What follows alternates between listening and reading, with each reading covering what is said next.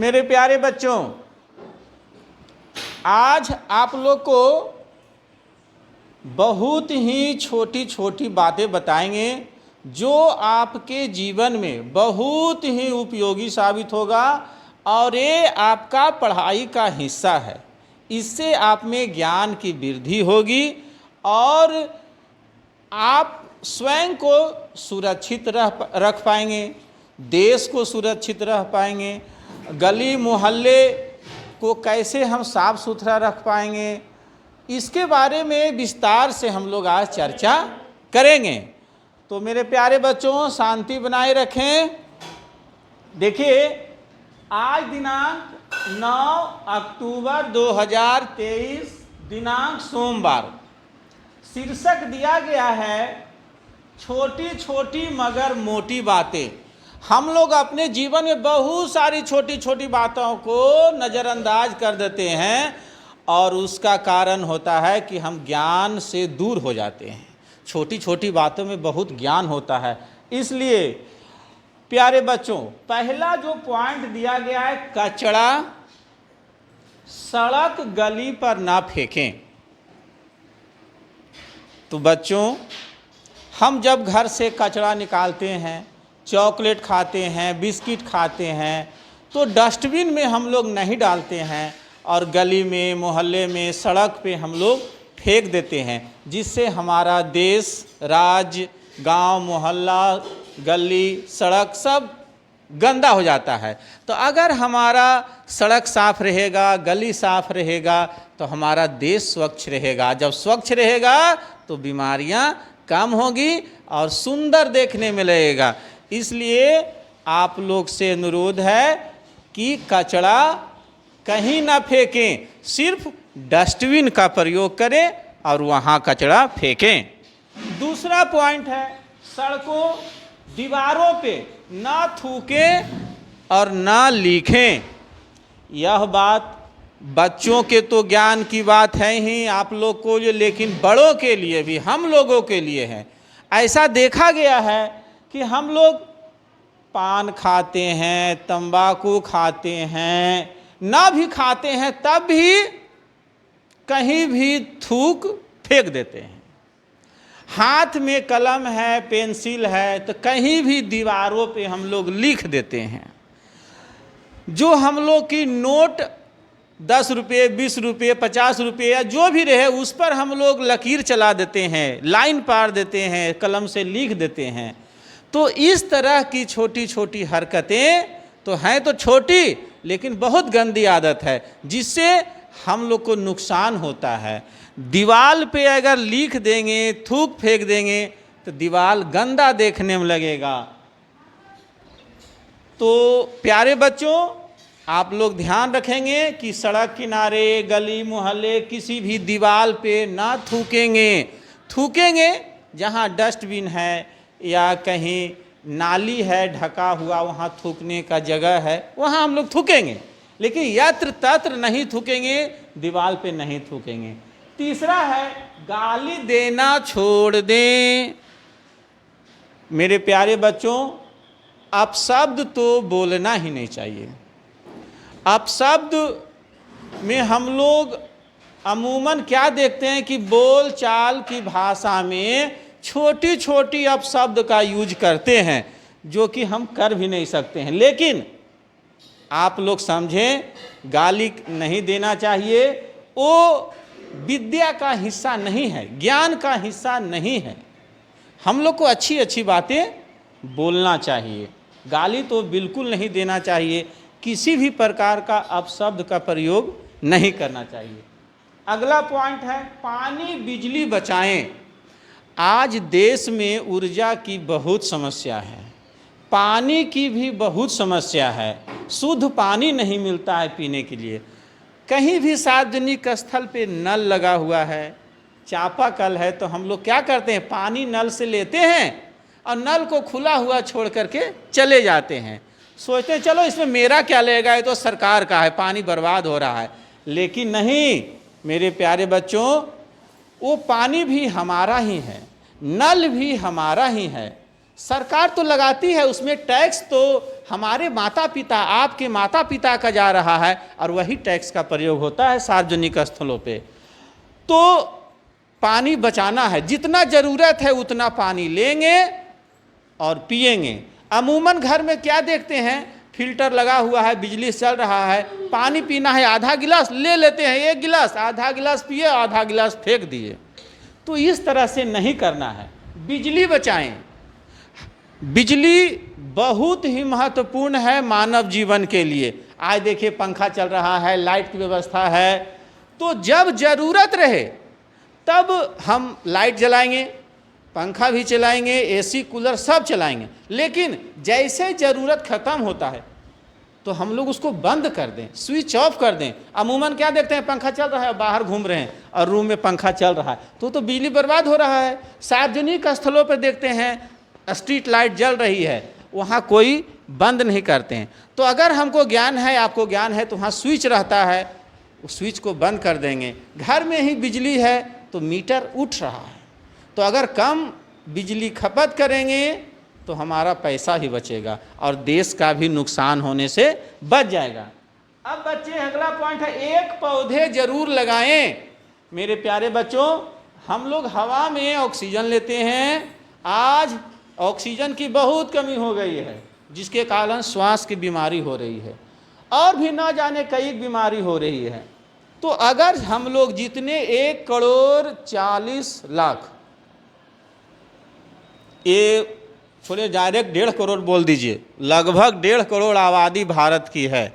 अगर हम लोग सभी एक एक पेड़ लगाएं, एक एक पौधा ही लगा दें अपने जीवन में, तो ऑक्सीजन की कमी खत्म हो जाएगी और ना जाने कितने बीमारी से हमको छुटकारा मिल जाएगा।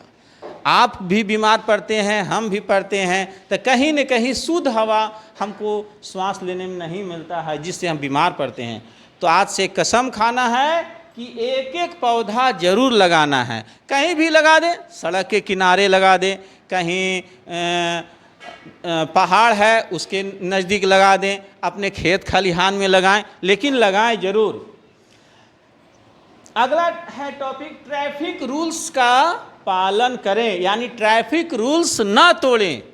आज देखिए सड़क में दुर्घटना ही दुर्घटना हो रही। कोई भी सरकारी हॉस्पिटल, प्राइवेट हॉस्पिटल चले जाइए, 100 रोगी में से 50 रोगी एक्सीडेंटल होते हैं।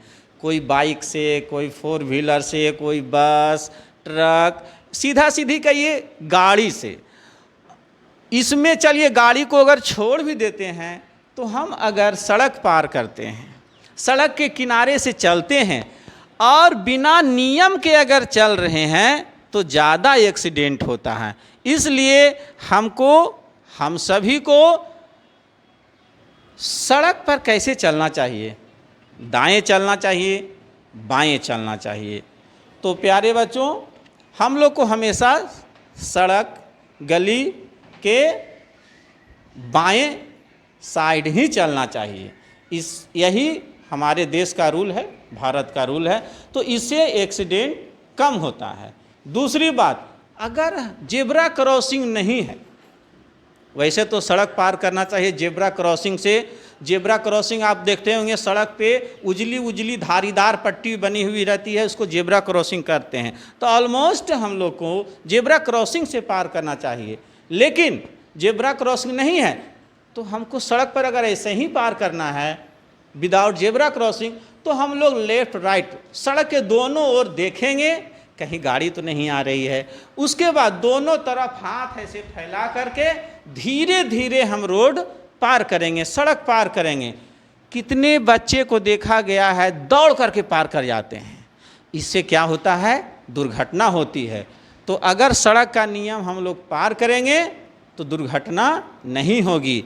एक चीज़ और सड़क नियम या ट्रैफिक रूल्स में बताता हूँ, बत्ती, प्रकाश, लाइट की बहुत भूमिका होती है। अमूमन 3 प्रकार का ट्रैफिक लाइट होता है।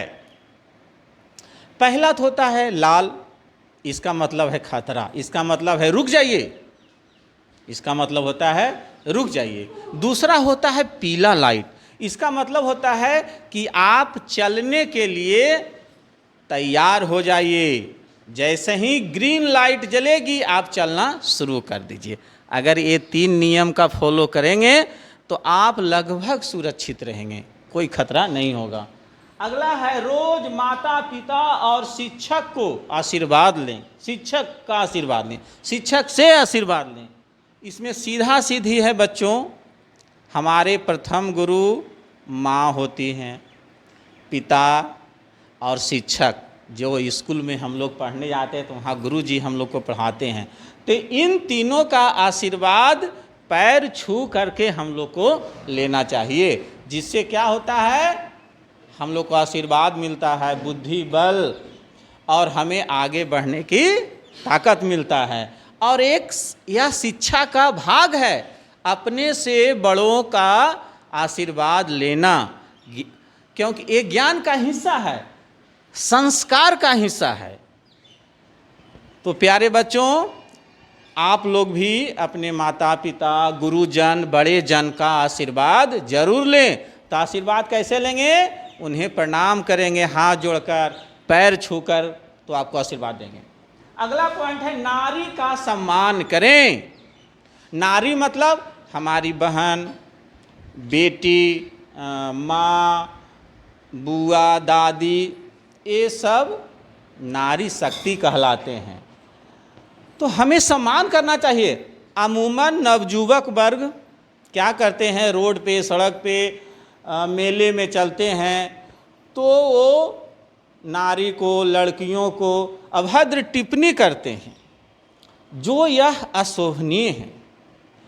ये सभी हमारे माँ बहनें हैं और इनका सम्मान करना चाहिए। सम्मान कैसे करना चाहिए? पहला तो अभद्र टिप्पणी ना करें, ये भी एक सम्मान है। अगर उनको सहायता की ज़रूरत है तो आप सहायता करें, नहीं ज़रूरत है तो नहीं करें, लेकिन अभद्रता ना करें, उनका सम्मान करें। और लास्ट में एक है एम्बुलेंस को रास्ता दें। एम्बुलेंस का मतलब होता है रोगी वाहन।